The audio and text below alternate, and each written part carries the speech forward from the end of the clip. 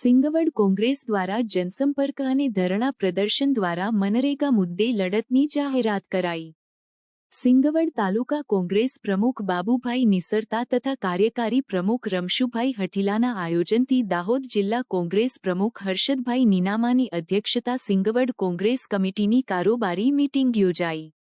જિલ્લા પ્રમુખ હર્ષદભાઈ નીનામાએ જણાવ્યું કે કોંગ્રેસના શાસનમાં મનરેગા કાયદો બનાવવામાં આવ્યો, પણ ભાજપના શાસનમાં આ કાયદો ફક્ત ભાજપના આગેવાનોના ઘર ભરવા પૂરતો સીમિત થઈ ગયો છે। આવનાર 15 એપ્રિલથી 20 એપ્રિલ સુધી કોંગ્રેસ કલેક્ટર કચેરી બહાર ધરણા પ્રદર્શન કરશે। દાહોદ જિલ્લાની જનતાને નિષ્પક્ષ રીતે મનરેગામાં કામ ન મળે ત્યાં સુધી અમારી લડત ચાલુ રહેશે। યુવા નેતા જયેશ સંગાડાએ જણાવ્યું કે ભાજપના 30 વર્ષના શાસનમાં દાહોદ જિલ્લામાં સિંગવડ એપી સેન્ટર રહ્યું છે।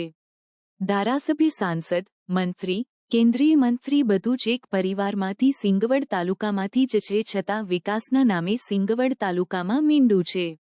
આવનાર સમયમાં લોકસંપર્ક થકી કોંગ્રેસ જનતાનો અવાજ બનશે અને આવનાર સ્થાનિક સ્વરાજની ચૂંટણીમાં કોંગ્રેસ સિંગવડ તાલુકામાં બહુમતીથી વિજય થશે। કારોબારી મીટિંગમાં સિંગવડ કોંગ્રેસ સમિતિના પદાધિકારીઓ તથા યુવા જિલ્લા પંચાયત સભ્ય જિગ્નેશભાઈ નિસરતા વિશેષ ઉપસ્થિત રહ્યા।